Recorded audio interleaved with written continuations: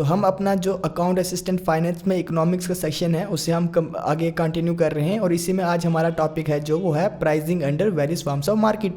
आज हम ये टॉपिक पढ़ेंगे और गाइस आप मेक श्योर करें आप ये वीडियो एंड तक देखें क्योंकि ये टॉपिक काफ़ी कॉम्प्लिकेटेड है।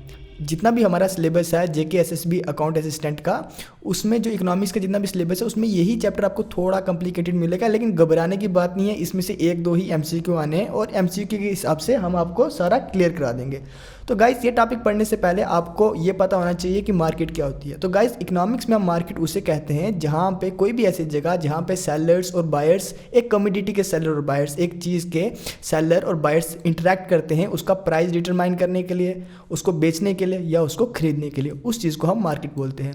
जो बायर्स होते हैं ना किसी कमोडिटी की, वो कॉन्स्टिट्यूट करते हैं क्या, डिमांड साइड, वो कॉन्स्टिट्यूट करते हैं डिमांड साइड। और जो सेलर होते हैं वो कॉन्स्टिट्यूट करते हैं सप्लाई साइड, क्योंकि जो जिसको चीज़ खरीदनी है वो तो चीज़ की डिमांड देगा और जिसको चीज़ बेचनी है, जो चीज़ बेच रहा होगा वो चीज़ की सप्लाई करेगा। बस सिंपल सा लॉजिक आपको ये याद रखना है, ज़्यादा कुछ पढ़ने के लिए है नहीं है मार्केट में। तो गाइज इसमें हमने पढ़ना है कि मार्केट किस तरह कितने तरीके की होती है। जैसे आपको ये दिखा हुआ मिलेगा यहाँ पे, perfect competition, imperfect competition, monopoly, ये टाइप्स ऑफ मार्केट होती हैं इकोनॉमिक्स में। तो हमें ये पता करना है यहाँ पे कि परफेक्ट कंपटीशन, इम्परफेक्ट कंपटीशन, यहाँ पे प्राइस कहाँ पे डिटरमाइन होता है, यही पढ़ने का हमारा मकसद है।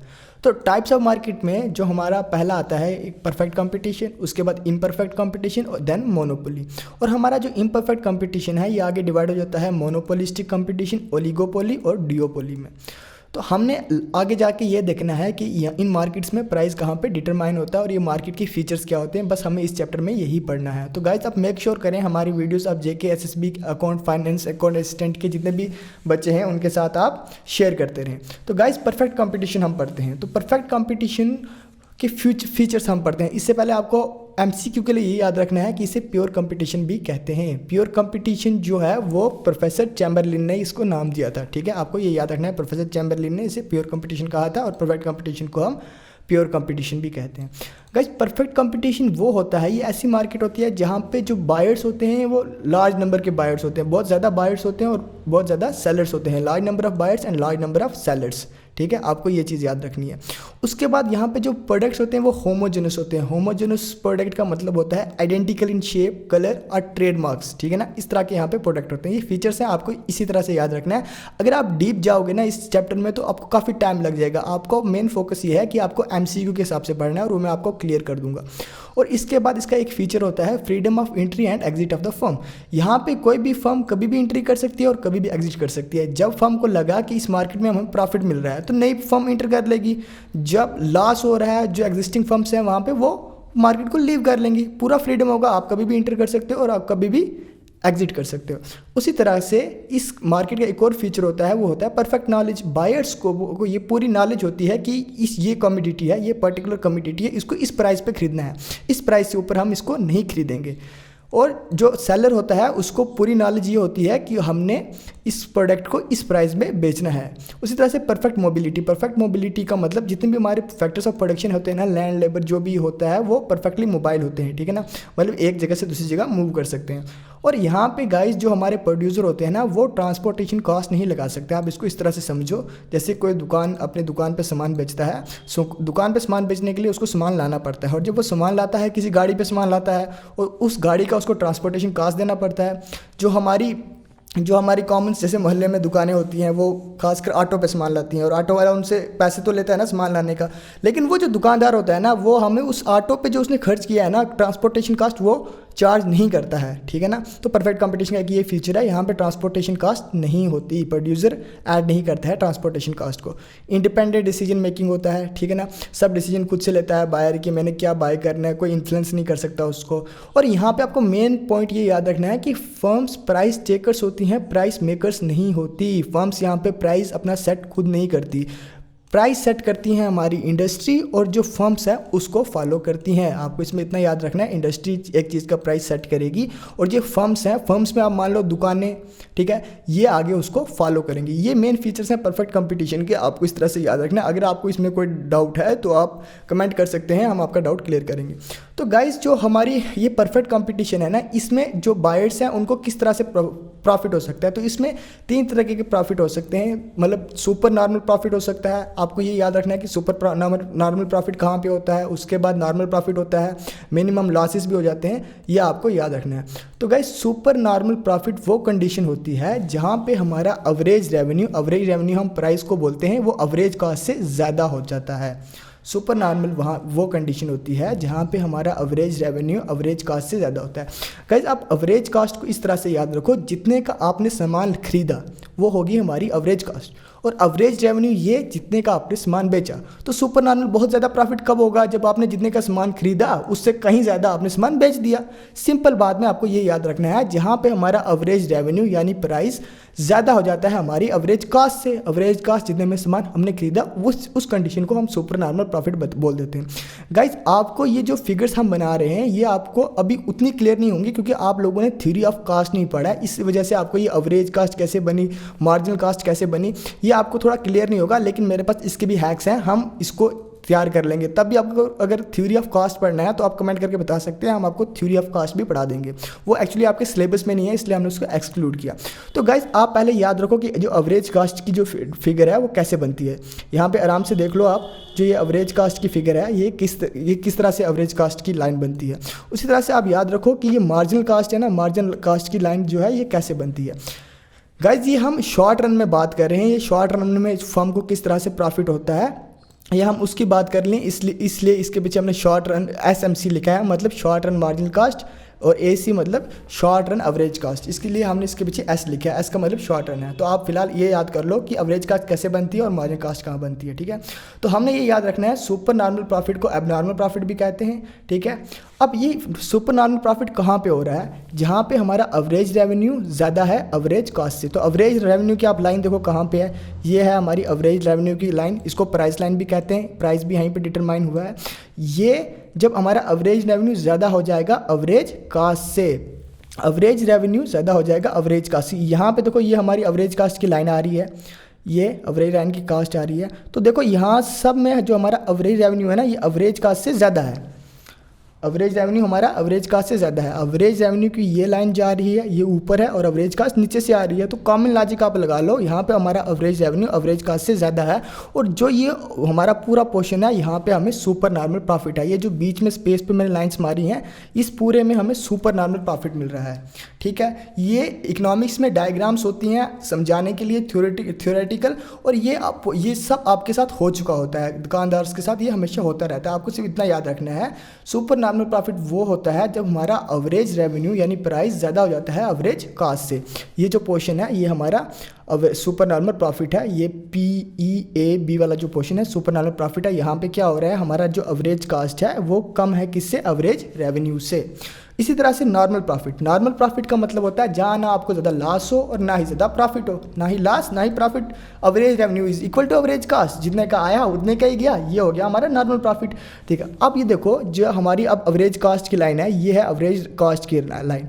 ये देखो ये एवरेज रेवेन्यू के बिल्कुल बराबर है, ठीक है ना। ये देखो यहाँ पे जहाँ पे इंटरसेक्ट कर रही है ये बराबर है, यहीं पे हमारा इक्विलिब्रियम बन जाएगा, और यही हमारा नॉर्मल प्रॉफिट, इसके पीछे हमारा सारा नॉर्मल प्रॉफिट है, ठीक है ना। इक्विलिब्रियम कहाँ पे हो रहा है, जहाँ पे हमारा marginal cost is equal to marginal revenue है। आपको मैं इक्विलिब्रियम की सारी कंडीशंस भी बताऊंगा इसमें, लेकिन अगली स्लाइड्स पे बताऊंगा, ठीक है ना। इसी तरह से जैसे आपको मैं बता रहा हूँ, जैसे कास्ट 200 रुपये की थी और प्राइस भी 200 का चला गया, ये हमारा हो गया नॉर्मल प्रॉफिट। आपको इस तरह से याद रखना है। और नॉर्मल प्रॉफिट में हमारी आपको MCQ के लिए सिर्फ इतना याद रखना है कि जो एवरेज रेवेन्यू है वो एवरेज कास्ट के इक्वल होता है। ये एवरेज रेवेन्यू की लाइन और ये ऊपर एवरेज कास्ट की लाइन, ये इक्वल होती हैं। इसी तरह से फर्म को मिनिमम लॉस कहाँ पे होते हैं, अब हमें ये याद करना है कि फर्म को मिनिमम लॉस कहाँ होते हैं। आप अपना लॉजिक लगाओ, वही आंसर है जहाँ पे एवरेज कास्ट कम हो, एवरेज रेवेन्यू कम होगा एवरेज कास्ट से। मतलब जितने का आपने सामान खरीदा उससे काफ़ी कम पैसों में आपने सामान बेच दिया, वहाँ पे आपको मिनिमम लॉसेस होंगे, ठीक है। जैसे आपकी कास्ट 250 रुपये थी और आपने 150 रुपये की कमोडिटी बेच दी, तो वहाँ पे आपको मिनिमम लॉसेस हो जाएंगे। जैसे हमने ये फिगर बना ली। अगर आपको फिगर ज़्यादा समझ नहीं ना आ रही है तो आपको ज़्यादा स्ट्रेस देने की ज़रूरत नहीं है, क्योंकि आपको सिर्फ MCQ के लिए पढ़ना है। तभी मैं अपनी पूरी कोशिश कर रहा हूँ कि आपको ये फिगर समझ आ जाए। देखो एवरेज रेवेन्यू और ये प्राइस की लाइन ये वाली होती है, ये जो हमारी लाइन की मैं बार बार आपको बता रहा हूँ, ये जो हॉरिजॉन्टल लाइन है ये प्राइस लाइन होती है हमारी, इसे हम एवरेज रेवेन्यू भी कहते हैं। कंडीशन क्या है, जो एवरेज रेवेन्यू है वो एवरेज कास्ट से कम होगी, तो एवरेज कास्ट इसके ऊपर से जा रही है, तो ये जो हमारा एवरेज रेवेन्यू यहाँ पे एवरेज कास्ट से कम है, तो ये जो पोर्शन हमारा बनेगा ना ये ऊपर, ये हमारा मिनिमम लॉसेस होगा, ठीक है ना। जब हमारा प्रॉफिट हो रहा था वो नीचे वाली साइड बन रहा था ना, तो जो लॉसेस है ये ऊपर वाली साइड बन रहा होगा। ये जो बीच भी ऐसे जा रही है ना मार्जिन कास्ट की, आपको याद रखना है मार्जिन कास्ट कैसे बनती है, ठीक है। इसी तरह से सबसे मेन जो shut down point of a firm होता है, ऐसा पॉइंट कि जहाँ पे फर्म को अपनी दुकान बंद करनी पड़ जाती है, और ये पॉइंट आता है जब मिनिमम लॉसेस हो जाते हैं ना, उसी के बाद हमारा शट डाउन पॉइंट हो जाता है। ये वो सिचुएशन होती है जहाँ फर्म शट डाउन हो जाती है टेम्परेली, क्योंकि वो कुछ प्रोड्यूस नहीं करती है। ये वो पॉइंट होता है जहाँ पे प्राइस इक्वल हो जाता है एवरेज वेरिएबल कास्ट से। एवरेज वेरिएबल कास्ट आपको एक नया कंसेप्ट आया, ये भी मैं आपको आगे कंप्लीट कराऊंगा, ठीक है ना। ये मतलब आप इसको ऐसे याद कर सकते हैं, जहाँ पे average revenue is equal to average variable cost हो जाता है, या फिर total revenue is equal to total variable cost, या फिर marginal cost is equal to average variable cost. ये तीन कंडीशंस है, ये तीन कंडीशंस आप याद कर लोगे तो एमसीक्यू यहीं से आ जाएगा। तो ये आपको मैं अब आपको मैं फिगर बताता हूँ शट डाउन पॉइंट की, जहाँ पे हमारा शट डाउन पॉइंट होता है। देखो गाइज, यहाँ पे आप सारी फिगर्स देख रहे हो, शॉर्ट रन मार्जिनल कास्ट किस तरह से बनी है, short run average cost, short run average variable cost, ठीक है ना, और एवरेज फिक्स कास्ट। अगर आपको फिगर्स याद करनी है किस तरह से ये बनती हैं लाइंस, तो आपको दिमाग में रखना है, तो आपको इस तरह से याद रख लेना है ये फिगर्स। अब देखो गाइज, यहाँ पे हमारा क्या हो रहा है, जहाँ पे हमने क्या पढ़ा था पहले कि शट डाउन पॉइंट के लिए जो हमारा एवरेज रेवेन्यू है वो किसके इक्वल होना चाहिए, एवरेज वेरिएबल कास्ट के। तो short run average variable cost की, तो एवरेज रेवेन्यू आप देखो कहाँ पे है, मैं आपको बार बार बता रहा हूँ, जो ये P is equal to M आ रहा है ना प्राइस लाइन, इसी को हम एवरेज रेवेन्यू बोलते हैं। अब कुछ मत देखो, यहाँ पे आप short run average variable cost ढूंढो, average variable cost, short run average variable cost कहाँ पे मिल रही है आपको, ये मिल रही है ना, ये यहाँ पे इसके इक्वल होगी, ये पॉइंट ई, यहाँ पे हमारा शट डाउन पॉइंट हो जाता है। इसके बाद जो हमारी फर्म्स है वो कुछ भी प्रोड्यूस नहीं करती, आपको बस इतना याद रखना है शट डाउन पॉइंट में। तो गाइस अब हम इसका लॉन्ग रन इक्विलिब्रियम पढ़ते हैं। लॉन्ग रन इक्विलिब्रियम में जो फर्म होती है उसको सिर्फ नॉर्मल प्रॉफिट मिलता है। परफेक्ट कंपटीशन में जो फर्म्स होती हैं उनको सिर्फ नॉर्मल प्रॉफिट मिलता है। आपको एमसीक्यू के लिए ये याद रखना है, परफेक्ट कंपटीशन में लॉन्ग रन इक्विलिब्रियम में जो हमारी फर्म्स होती हैं उनको सिर्फ नॉर्मल प्रॉफिट मिलता है। और इक्विलिब्रियम वहाँ पे बनता है जहाँ पे जैसे हमने पहले एसएमसी लिखा था ना, शॉर्ट मार्जिनल कास्ट, यहाँ पे एलएमसी लिखा है, मतलब long run marginal cast. Long run marginal cast equal होगी लॉन्ग रन एवरेज कास्ट की, ठीक है ना, या फिर और साथ में short run marginal cast equal होगी शॉर्ट रन एवरेज कास्ट की, ठीक है ना। यहाँ पे ये गाइस, ये नीचे आप देखो, यहाँ पे आपको देखना है कहाँ पे जो हमारी शॉर्ट रन मार्जिनल कास्ट है वो इक्वल है शॉर्ट रन एवरेज कास्ट के, और लॉन्ग रन मार्जिनल कास्ट है इक्वल है लॉन्ग रन एवरेज कास्ट के। तो एलएसी कहाँ पे है, ये है हमारी एलएसी, ठीक है, लॉन्ग रन एवरेज कास्ट। ये किसके इक्वल होनी चाहिए, लॉन्ग रन मार्जिनल कास्ट के, और ये लॉन्ग रन मार्जिनल कास्ट के इक्वल कहाँ पे, ये यहाँ से लॉन्ग रन मार्जिनल कास्ट जा रही है तो ये इसके इक्वल होगी है, ठीक है। ध्यान से, अब आपको मैं ध्यान से दिखा रहा हूँ, देखो ये हमारी सबसे पहले आ गई लॉन्ग रन मार्जिनल कास्ट, ठीक है, ये जा रही है लॉन्ग रन मार्जिनल कास्ट, ठीक है। उसके बाद is equal to long run average cost क्यों होनी चाहिए, तो लॉन्ग रन एवरेज कास्ट कहाँ पे है, ये और ये कहाँ पे इंटरसेक्ट कर रहे हैं, जहाँ पे इंटरसेक्ट कर रहे हैं ना ये हमारा इक्वल है। तो ये बीच से मैंने लाइन मारी है तो ये हमारा इक्विलिब्रियम हो जाता है, जो बीच से लाइन नीचे गई है ये यहाँ पे हमारा इक्विलिब्रियम पॉइंट बन जाता है। तो ये पॉइंट ई है ना, यहीं पर हमारा इक्विलिब्रियम हो रहा है, और यहीं पर हमारा जो है वो नॉर्मल प्रॉफिट मिल रहा है लॉन्ग रन में। लॉन्ग रन में सुपर नॉर्मल प्रॉफिट नहीं मिलेगा, सिर्फ आपको नॉर्मल प्रॉफिट ही मिलेगा। तो आपको ये याद रख लेना है, लॉन्ग रन इक्विलिब्रियम हमारा वहाँ पे बनता है जहाँ पे प्राइस इक्वल होता है शॉर्ट रन मार्जिनल कास्ट के, और लॉन्ग रन मार्जिनल कास्ट के is equal to average revenue is equal to marginal cost, या फिर long run average cost is equal to short run average cost. जितनी भी lines बन रही है ना ये इक्वल होंगी तो हमारा लॉन्ग रन इक्विलिब्रियम हो जाएगा। और आपको यहाँ पे एक और चीज़ याद रखनी है, जो हमारा इक्विलिब्रियम यहाँ पे बन रहा है ना ये आइडियल आउटपुट को, इसको हम आइडियल आउटपुट बोलते हैं, बस इतना आपको याद रखना है, ठीक है ना। अब जो मेन इंपॉर्टेंट चीज़ें जो परफेक्ट कंपटीशन की है मैं आपको बताना चाहता हूँ, जो आपको एमसीक्यू में आ सकती हैं। तो सबसे पहले ये हम ग्राफ करना स्टार्ट किया आज आपको, तो आपको पता होना चाहिए इकोनॉमिक्स में ग्राफ एनालिसिस किस इकोनॉमिस्ट ने इंट्रोड्यूस किए थे। तो the economist who introduce graphic analysis into economics he was Alfred Marshall. Alfred Marshall ने हमारे जो है ग्राफिक एनालिसिस इकोनॉमिक्स में इंट्रोड्यूस किए थे, ठीक है, ये आपको याद रखना है।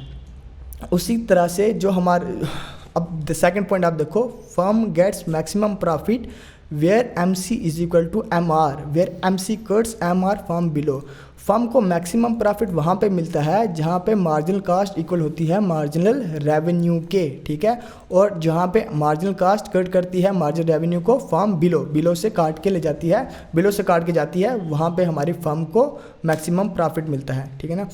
इक्विलिब्रियम के लिए फर्स्ट ऑर्डर कंडीशन ये होती है जहाँ पे हमारा मार्जिनल कास्ट इक्वल होता है मार्जिनल रेवेन्यू के, और सेकंड ऑर्डर कंडीशन ये होती है कि स्लोप ऑफ मार्जिनल कास्ट ज़्यादा होना चाहिए स्लोप ऑफ मार्जिनल रेवेन्यू के।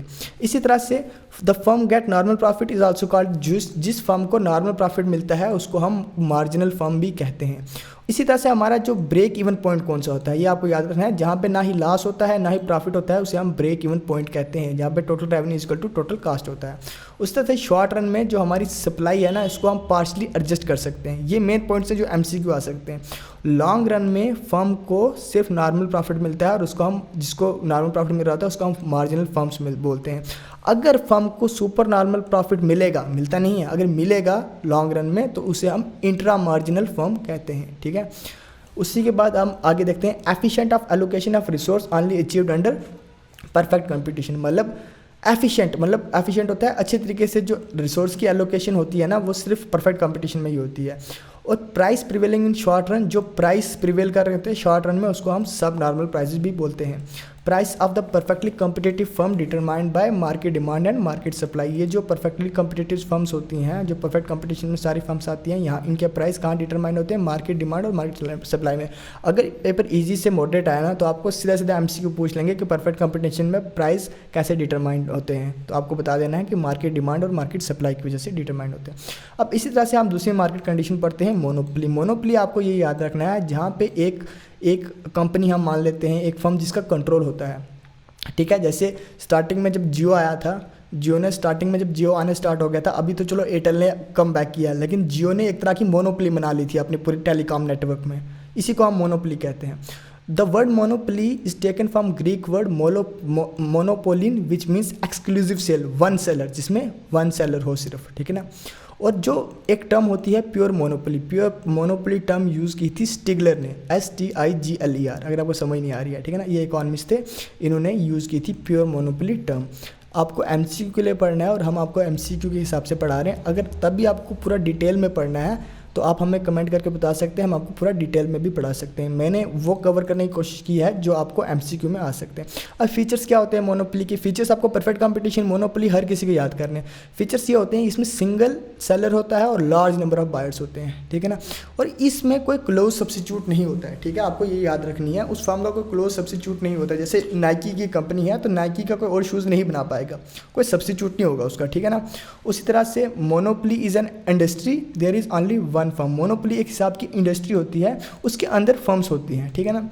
और यहाँ पे रिस्ट्रिक्शंस होती हैं। परफेक्ट कंपटीशन में पढ़ते हैं ना कोई रिस्ट्रिक्शन, यहाँ पे रिस्ट्रिक्शंस होती हैं एंट्री न्यू फर्म्स के लिए। कैसे? लीगल रिस्ट्रिक्शंस होती हैं, पेटेंट राइट्स होते हैं। पेटेंट राइट्स आप तो समझते होंगे कि नाइकी का शूज़ है, नाइकी का शूज़ कोई और कंपनी नहीं बना सकती क्योंकि उनका पेटेंट राइट्स होता है उसमें, ठीक है ना। ये लीगल रिस्ट्रिक्शंस आ जाती हैं मोनोपोली में।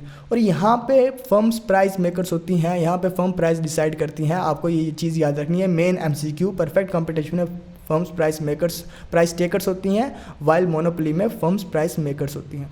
अब यहाँ पे एक मेन कंसेप्ट है कि मोनोपोली में प्राइस डिस्क्रिमिनेशन होता है। प्राइस डिस्क्रिमिनेशन का ये मतलब होता है एक मोनोपोलिस्ट डिफरेंट प्राइस चार्ज करता है सेम प्रोडक्ट का डिफरेंट कंज्यूमर से। ये हमारी प्राइस डिस्क्रिमिनेशन होती है, ठीक है ना। सिंपल तरीके से आपको मैं प्राइस डिस्क्रिमिनेशन बताऊं तो ये जैसे हो गया, अगर आप डॉक्टर के पास जाते हो, डॉक्टर को लग रहा है कोई गरीब पेशेंट है तो उससे कम पैसा चार्ज करेगा, कोई अमीर लग रहा है तो उससे वो ज़्यादा पैसा चार्ज करेगा। ये प्राइस डिस्क्रिमिनेशन हो गया। जैसे बसेस में छोटे बच्चे होते हैं उनसे कम किराया लेते हैं, जो बड़े होते हैं उनसे ज़्यादा किराया लेते हैं। ये हमारा प्राइस डिस्क्रिमिनेशन होता है, ठीक है ना।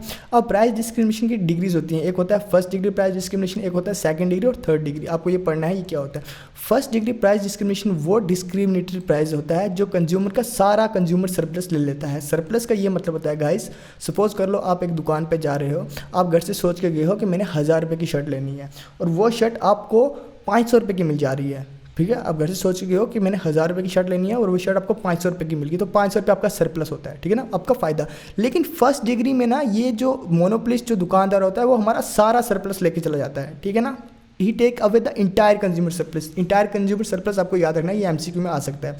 सेकंड डिग्री प्राइस डिस्क्रिमिनेशन में यहाँ पे मोनोपोलिस्ट इंटायर कंज्यूमर सरप्लस नहीं लेता है बट एक मेजर पार्ट लेके जाता है। आप उसको इस तरह से समझ सकते हो, आप घर से 1000 रुपया लेके गए, फर्स्ट डिग्री में 1000 का 1000 रुपया ही आपका दुकानदार ने ले लिया, सेकंड डिग्री में 800 रुपये ले लिया, एक मेजर पार्ट ले लिया। और थर्ड डिग्री प्राइस डिस्क्रिमिनेशन में जब मोनोपोलिस्ट डिफरेंट प्राइस सेट करता है डिफरेंट मार्केट्स में, ठीक है ना। इसी तरह से एक मेन इंपॉर्टेंट चीज़ होती है जो इंटरनेशनल प्राइस डिस्क्रिमिनेशन होती है, जो ये क्वेश्चन पिछली बार आपको एमसीक्यू में आया भी था, पंचायत अकाउंट असिस्टेंट में भी। जो इंटरनेशनल प्राइस डिस्क्रिमिनेशन होती है इसको हम डंपिंग बोलते हैं, the case of dumping. Dumping का ये मतलब होता है कि एक प्रोडक्ट को हम फॉरेन मार्केट में कम प्राइस पे बेचें और आके डोमेस्टिक मार्केट में ज़्यादा प्राइस पे बेचें। मतलब फॉरेन में हम उसको कम प्राइस में बेच रहे हैं और आके इंडिया में हम डोमेस्टिक मार्केट में हम उसको ज़्यादा प्राइस में बेच रहे हैं, इसको हम डंपिंग बोलते हैं। तो ये इक्विलिब्रियम ऑफ द फर्म, ये शॉर्ट रन परफेक्ट ये मोनोपोली का इक्विलिब्रियम कहाँ पे होता है, ठीक है ना, शॉर्ट रन इक्विलिब्रियम में। तो मैंने पहले भी आपको बताया था, जहाँ पे marginal cost is equal to marginal revenue होगा वहाँ पे शॉर्ट रन में इक्विलिब्रियम होगा, या फिर मार्जिनल कास्ट कट करनी चाहिए एमआर को बिलो से, ठीक है ना, ये आपको याद रखना है, ठीक है। जैसे ये हमारी मार्जिनल कास्ट है ना, जैसे हमारी मार्जिनल कास्ट की लाइन, ये हमारी मार्जिनल कास्ट की लाइन जा रही है ऊपर, ठीक है ना, ये एमआर की मार्जिनल रेवेन्यू के इक्वल होनी चाहिए। तो मार्जिनल रेवेन्यू की लाइन हमारी ये है हमारी मार्जिनल रेवेन्यू की लाइन, यहाँ पे ये इक्वल है तो यहाँ पे हमारा इक्विलिब्रियम हो गया। या फिर मार्जिनल कास्ट कट करनी चाहिए मार्जिनल रेवेन्यू को बिलो से, तो मार्जिनल कास्ट जो हमारी है ये कट भी मार्जिनल रेवेन्यू को बिलो से ही कर रही है यहाँ पे, तो ये इक्विलिब्रियम की कंडीशन होगी, यहाँ पे मोनोपोली का इक्विलिब्रियम बन जाता है। मोनोपोलिस्ट में भी सुपर नॉर्मल प्रॉफिट भी होता है, शॉर्ट रन में नॉर्मल प्रॉफिट भी होता है और मिनिमम लॉस भी होता है। तो अब हम आपको ये तीनों कंडीशन बताएंगे कहाँ पे। तो प्रॉफिट का तो हमने पढ़ा ही है, प्रॉफिट कहाँ पे होता है, जहाँ पे एवरेज रेवेन्यू ज़्यादा होता है एवरेज कास्ट से, ठीक है ना, एवरेज रेवेन्यू एवरेज कास्ट से ज़्यादा होता है, आपको ये याद रखना है प्रॉफिट में। तो नॉर्मल प्रॉफिट कहाँ पे होता है, जहाँ पे पहले जो हमने परफेक्ट कंपटीशन में पढ़ा है सेम ही है यहाँ पे, कि एवरेज रेवेन्यू इक्वल होता है एवरेज कास्ट के, जितना खर्चा के जितने का सामान लाया उतने का ही बेच दिया, वो हो गया हमारा नॉर्मल प्रॉफिट, ठीक है ना। उसी के बाद यहाँ पे ये देखो, ये हमारी मार्जिनल कास्ट की ये हमारी लाइन गई, एवरेज कास्ट की हमारी ये लाइन गई। अब एवरेज रेवेन्यू की लाइन हमारी ये वाली है, ये है हमारी एवरेज रेवेन्यू की लाइन, ठीक है ना, एवरेज रेवेन्यू की ये हमारी लाइन है और ये एवरेज कास्ट के इक्वल हो रही है यहाँ पे। तो जहाँ से मैंने प्राइस की लाइन अंदर खींच लिया, यहाँ पे हमारा नॉर्मल प्रॉफिट हो रहा है, ठीक है। इस तरह से मिनिमम लॉस कहाँ पे हो रहे हैं, मिनिमम लॉस वहाँ पे होते हैं जहाँ एवरेज रेवेन्यू लेस होता है एवरेज कास्ट से। आपको बस ये चीज़ें याद रखनी है कि मिनिमम लॉस कहाँ होगा, जहाँ एवरेज रेवेन्यू लेस होगा एवरेज कास्ट से, वहाँ पे आपको फिगर्स नहीं बनवाने वाले, ठीक है ना। आपको ये कंडीशंस याद रखनी है, कहाँ पे मिनिमम लॉस होता है, कहाँ पे सुपर नॉर्मल प्रॉफिट होता है, कहाँ पे, ठीक है ना। मिनिमम लॉस हमने अभी पढ़ा कहाँ पे होता है, जहाँ एवरेज रेवेन्यू लेस होता है एवरेज कास्ट से। इसी तरह से एक और मार्केट कंपटीशन होता है जिसको हम मोनोपोलिस्टिक कंपटीशन कहते हैं। मोनोपोलिस्टिक कंपटीशन के ये फीचर्स होते हैं कि यहाँ पे लार्ज नंबर ऑफ बायर्स और लार्ज नंबर ऑफ सेलर्स होते हैं, बायर्स भी काफ़ी ज़्यादा होते हैं और सेलर्स भी काफ़ी ज़्यादा होते हैं। और यहाँ पे जो इसका मेन फीचर ये होता है कि परफेक्ट प्रोडक्ट डिफरेंशिएटेड, यहाँ पे अलग अलग तरह के तरीके के प्रोडक्ट होते हैं, ठीक है ना, ये आपको याद रखना है। यहाँ पे भी फ्रीडम होता है एंट्री और एग्जिट करने के लिए, फर्म को कोई भी फर्म एंट्री कर सकती है, कोई भी फर्म एग्जिट कर सकती है। यहाँ पे एक मेन चीज़ होती है जो दोनों में नहीं थी, वो है हमारी सेलिंग कॉस्ट। सेलिंग कॉस्ट का ये मतलब होता है each firm spend a lot of funds on advertisement and publicity of products. मतलब जो फर्म्स अपना पैसा खर्च करती हैं कहाँ पे, एडवर्टीजमेंट करने के लिए, ठीक है ना, पब्लिसिटी करने के लिए अपने प्रोडक्ट्स का, उसको हम सेलिंग कॉस्ट बोलते हैं। और यहाँ पे पार्शियल कंट्रोल होता है प्राइसेस पे, ज़्यादा कंट्रोल नहीं कर सकती फर्म, लेकिन एक पार्शियल कंट्रोल कर सकती है प्राइसेस पे। यहाँ पे इम्परफेक्ट नॉलेज होती है, यहाँ पे नहीं पता होता है बायर्स को कि ये सामान कितने का आएगा, ठीक है ना। नॉन प्राइस कंपटीशन, यहाँ पे कोई प्राइस का मतलब एक फर्म प्राइस इंक्रीज़ कर देगी तो दूसरी फर्म भी प्राइस इंक्रीज़ नहीं करेगी, या एक फर्म डिक्रीज़ कर देगी तो दूसरी भी प्राइस डिक्रीज़ नहीं करेगी। तो नॉन प्राइस कंपटीशन होता है यहाँ पे। सम इंपॉर्टेंट पॉइंट्स आपको याद रखने हैं यहाँ पे कि under monopolistic competition firms is price taker, ठीक है ना। प्राइस मेकर हमने अभी तक पढ़ा सिर्फ मोनोपोली में ही है, मोनोपोलिस्टिक और मोनोपोली अलग होती हैं। मोनोपोलिस्टिक में जो हमारी फर्म होती है वो प्राइस टेकर होती है। मैं आपको ये काफ़ी रिसर्च करने के बाद मैं आपको स्पेशल पॉइंट्स वही लिखा रहा हूँ जहाँ से MCQ आने वाले हैं, ठीक है ना। कंसेप्ट ऑफ सेलिंग कॉस्ट, अगर आपको हमारी ये वीडियोस पसंद आ रही हैं तो आप इसको लाइक करें, सब्सक्राइब करें और JK SSB के एस्पिरेंट्स से शेयर करें। अगर आपको लगता है कि हमें और डिटेल में पढ़ाना चाहिए तो आप कमेंट करके बताएं, हम नई वीडियो भी अपलोड कर देंगे और पूरी डिटेल्स में पढ़ाएंगे, ठीक है। अब यहाँ पे आपको ये याद रखना है जो कंसेप्ट है सेलिंग कॉस्ट का, ये किसने दिया था, ये प्रोफेसर चैम्बरलिन ने दिया था, ठीक है ना। इसी तरह से यहाँ पे एक कंडीशन आती है मोनोपोलिस्टिक में, वो एक्सेस कैपेसिटी आती है। एक्सेस कैपेसिटी का मतलब होता है वेस्ट ऑफ रिसोर्स, ठीक है। तो अगली स्लाइड में हम देखते हैं कि एक्सेस कैपेसिटी में क्या होता है। जब एक्सेस कैपेसिटी होती है ना तब प्राइस ज़्यादा हो जाता है मार्जिनल कॉस्ट से, ठीक है ना। एक्सेस कैपेसिटी में प्राइस ज़्यादा हो जाता है मार्जिनल कॉस्ट से। प्राइस को हम एवरेज रेवेन्यू भी बोलते थे ना, ठीक है ना, वो ज़्यादा हो जाता है मार्जिनल कॉस्ट से। तो अब ये आपको एक टर्म ये रखनी है, मोनोस्पोनी किसको बोलते हैं। मोनोस्पोनी का मतलब होता है सिंगल बायर, सिर्फ वन बायर, ठीक है ना। उसी तरह डियोस्पोनी किसको बोलते हैं, डियोस्पोनी का मतलब टू बायर्स। मोनो डियो आपको यहीं से समझ आ जाएगा। और इस मार्केट को ना हम हिट एंड रन मार्केट भी कहते हैं, सलमान खान से याद कर सकते हो आप इसको। इस मार्केट को हम हिट एंड रन मार्केट भी कहते हैं, ठीक है ना। किसको, मोनोपोलिस्टिक कंपटीशन को। अब इसका हम इक्विलिब्रियम देखते हैं मोनोपोलिस्टिक कंपटीशन का। ये है गाइस हमारा शॉर्ट रन मोनोपोलिस्टिक का इक्विलिब्रियम। यहाँ देखो ई कहाँ पे लिखा है, आप जहाँ ई ढूंढोगे ना वही इक्विलिब्रियम है, ठीक है ना। ई इकोनॉमिक्स में जहाँ ई है ना, ई को इक्विलिब्रियम बोलते हैं। देखो जहाँ पे हमारी short run marginal cast marginal revenues के बराबर हो रही है, वहाँ पे हमारा इक्विलिब्रियम है। बस आपको इतना ही याद रखना है, बाकी फिगर को देखने की ज़रूरत उतनी है नहीं है। अब हम पढ़ते हैं ओलिगोपोली। ओलिगोपोली जो हमने थर्ड मार्केट पढ़ी थी। तो ओलिगोपोली दो ग्रीक वर्ड से ड्राइव हुई है। एक ओलिगो जिसका मतलब होता है फ्यू, थोड़े, और पोली का मतलब कंट्रोल, मतलब थोड़ा कंट्रोल होगा प्राइस में इसमें, ठीक है ना। तो गाइज अगर आपको हमारी वीडियोस पसंद आ रही हैं, आप लाइक करें, सब्सक्राइब करें, और जेके एसएसबी के जितने भी एस्पिरेशन उनके साथ शेयर करें। अगर आपको पीडीएफ भी चाहिए तो हम पीडीएफ भी प्रोवाइड करेंगे सबका। ये हैंड रिटन नोट्स हैं, काफ़ी रिसर्च करके ये बनाए गए हैं। तो इसका ये मतलब हुआ कि फ्यू सेलर्स होंगे, और फ्यू जो सेलर्स होंगे वो लार्ज सेलर होंगे। और वो सेल कैसे करेंगे, या फिर एक जैसे प्रोडक्ट सेल करेंगे या डिफरेंशिएटेड प्रोडक्ट सेल करेंगे। फीचर्स देख लो आप इसके। फीचर्स क्या होते हैं, यहाँ पे फ्यू सेलर्स होंगे और काफ़ी बायर्स होंगे। बेचने वाले कम होंगे और खरीदने वाले बहुत ज़्यादा हो जाएंगे। होमोजेनस, और या फिर एक जैसे प्रोडक्ट बेचेंगे या डिफरेंशिएटेड प्रोडक्ट बेचेंगे, ठीक है ना। होमोजेनस का मतलब ये नहीं होता है कि एग्जैक्टली एक जैसे प्रोडक्ट बेच देंगे, ठीक है ना। मतलब आप ऐसा समझो कि ये बिल्कुल एग्जैक्टली एक जैसे प्रोडक्ट होंगे, ऐसा नहीं होता है।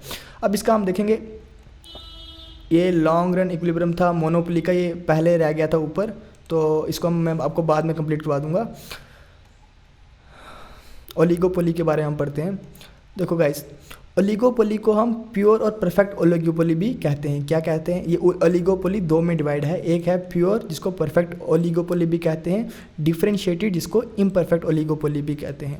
जो प्योर परफेक्ट ओलिगोपोली है इसमें होमोजेनस गुड्स, एक जैसे गुड्स होते हैं। जो हमारी डिफरेंशिएटेड इम्परफेक्ट ओलिगोपोली है इसमें डिफरेंशिएटेड प्रोडक्ट होते हैं। प्योर में एक जैसे गुड्स और डिफरेंशिएटेड में अलग अलग गुड्स, ठीक है ना। जैसे स्टील और सीमेंट इंडस्ट्री होगी, इसको हम बोलेंगे ये प्योर और परफेक्ट ओलिगोपोली है। जैसे ऑटोमोबाइल्स और स्मार्टफोन इंडस्ट्री होगी, ये हमारे डिफरेंशिएटेड प्रोडक्ट्स बनाती है, तो ये हमारी डिफरेंशिएटेड या फिर इम्परफेक्ट ओलिगोपोली होगी।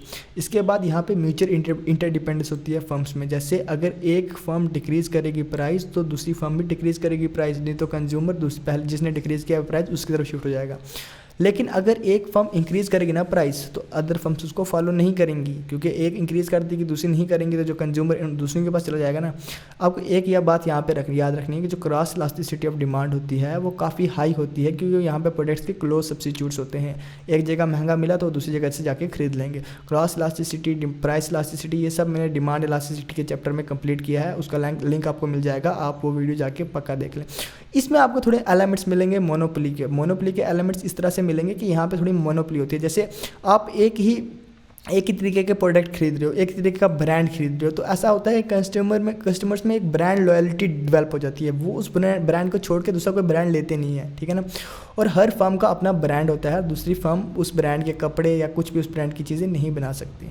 यहाँ पे लैक ऑफ यूनिफॉर्मिटी होती है, यहाँ पे प्राइस रिजिडिटी होती है। प्राइस रिजिडिटी का ये मतलब होता है कि अगर आप प्राइस को रिड्यूस करोगे कोई श्योरिटी नहीं है आपको कि यहाँ पे प्रॉफिट मिलेगा आपको, ठीक है ना, क्योंकि दूसरी फर्म भी रिड्यूस कर देगी ना प्राइस को, ठीक है ना।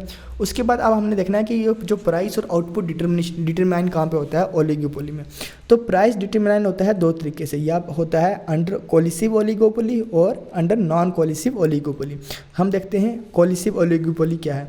कोलिसिव ओलिगोपोली वो होती है जहाँ पे फर्म्स एक एग्रीमेंट कर लेती हैं प्राइस और आउटपुट पॉलिसी पे कि कितना प्राइस हमने इंक्रीज़ करना है। कोलिजन यहाँ पे दो टाइप के होते हैं, ठीक है। जैसे एक होता है कार्टेल्स और एक होता है प्राइस लीडरशिप्स। कार्टेल्स में क्या होता है, फर्म्स फिक्स कर देती हैं प्राइस को, आउटपुट फर्म्स जो हैं वो एक एग्रीमेंट बना लेती हैं, उस एग्रीमेंट के हिसाब से अपना प्राइस भी फिक्स करती हैं, और ठीक है। और यहाँ पे जो हमारी मार्जिनल कास्ट है ना वो हॉरिजॉन्टल शेप की बनेगी, आपको ये याद रखना है कार्टेल्स में। इसी तरह प्राइस लीडरशिप में ये होता है कि एक फर्म जो है वो प्राइस सेट करती है और बाकी उसको फॉलो करते हैं। तो इसमें एक बैरोमेट्रिक प्राइस लीडरशिप होती है, इसको बेस्ट माना जाता है, क्योंकि यहाँ पर ये होता है कि एक ओल्ड एक्सपीरियंस और लार्ज फर्म प्राइस सेट करेगी और बाकी फर्म्स उसको फॉलो करेंगी। इसी तरह से नॉन कोलिसिव ओलिगोपोली का ये मतलब होता है कि हर फर्म अपना प्राइस खुद फॉलो करेगी, कोई एग्रीमेंट नहीं होगा उनके बीच में। अगर एक फर्म इंक्रीज करेगी प्राइस तो अदर उससे फॉलो नहीं करेंगे, लेकिन अगर एक फर्म रिड्यूस करेगी ना प्राइस, अदर को फॉलो करना पड़ जाएगा। क्योंकि अगर एक दुकान आप खुद इसको मान लो, छोटे तौर पे इस एग्जांपल ले लो, अगर आप एक दुकान वाला आपको प्राइस काफ़ी कम दे रहा है, दूसरा प्राइस कम नहीं दे रहा, ज़्यादा दे रहा है, तो आप जो कम दे रहा है आप उसके पास जाओगे, दूसरे को मजबूरन प्राइस कम करना पड़ जाएगा ना। और आपको ये याद रखना है कि 2 सेलर्स लिमिटिंग केस होते हैं ओलिगोपोली में, और उसको हम डिओपोली बोलते हैं। जहाँ पे 2 सेलर होते हैं उसको डिओपोली बोलते हैं। टाइप ऑफ कोलिजन आप याद कर लो, एक होता है ओवर्ट, जिसको ओपन एग्रीमेंट उसको ओवर्ट बोलते हैं। एक होता है कोवर्ट, जो सीक्रेट एग्रीमेंट होता है फर्म्स के बीच में, ठीक है ना। एक को बोलते हैं टैक्टिक, जहाँ पे एक लीडर होता है और बाकी उसको फॉलो करते हैं, ठीक है। ये चीज़ें आपको याद रखनी है। तो गाइस अब हम चलते हैं नेक्स्ट स्लाइड पे। तो गाइस आपको मैं यहाँ से बता देता हूँ टाइप्स ऑफ मार्केट। एक होता है परफेक्ट कंपटीशन, जहाँ पे काफ़ी ज़्यादा फर्म्स होती हैं, ठीक है ना। और होमोजेनस प्रोडक्ट यहाँ पे बनाए जाते हैं। होमोजेनस जैसे वीट, शुगर, वेजिटेबल, सारे खाने के काम होते हैं ना, इस तरह की होमोजेनिटी की मैं बात कर रहा हूँ, ठीक है ना। और यहाँ पे फर्म का कोई भी कंट्रोल नहीं होता है प्राइस पे, क्योंकि इंडस्ट्री सेट करती है प्राइस को। और हमारा आ जाता है फिर इम्परफेक्ट कंपटीशन। इम्परफेक्ट कंपटीशन में हमारा मोनोपोलिस्टिक कंपटीशन भी आता है और ओलिगोपोली भी आता है। जो हमारी मोनोपोलिस्टिक कंपटीशन में यहाँ पे फर्म्स काफ़ी होती हैं, मतलब ज़्यादा वेरी लार्ज नहीं होती, बट हम कह सकते हैं मेनी काफ़ी होती हैं। यहाँ पे रियल और परसीव्ड प्रोडक्ट डिफरेंशिएशन, ठीक है ना। यहाँ पे मतलब अलग अलग तरीके के प्रोडक्ट भी बेच सकते हैं। और यहाँ पे फर्म का कुछ कंट्रोल होता है प्राइस में, some control over the price. Oligopoly में भी हमने पढ़ा था ना, ये इसका मतलब भी यही है कि फ्यू कंट्रोल होना चाहिए प्राइस पे। यहाँ पे जो नंबर ऑफ फर्म्स होती हैं वो काफ़ी कम होती हैं, थोड़ी सारी होती हैं। यहाँ पे आप डिफरेंशिएटेड प्रोडक्ट भी बेचते हैं और होमोजेनस भी बेचते हैं, और यहाँ पे फर्म का कंट्रोल होता है प्राइस में कुछ। लेकिन जो हमारी मोनोपोली होती है ना, यहाँ पे सिंगल फर्म होती है, ठीक है, जिसकी मोनोपोली चल रही होती है। यहाँ पे प्रोडक्ट्स के क्लोज सब्स्टिट्यूट नहीं होते हैं, ठीक है। और जो प्राइस कंट्रोल होता है बहुत ज़्यादा होता है मोनोपोली का, ठीक है। आपको याद रखना फुल कंट्रोल होता है, ठीक है ना। जनरली हम थोड़ा रेगुलेट भी होता है, लेकिन फुल प्राइस कंट्रोल होता है।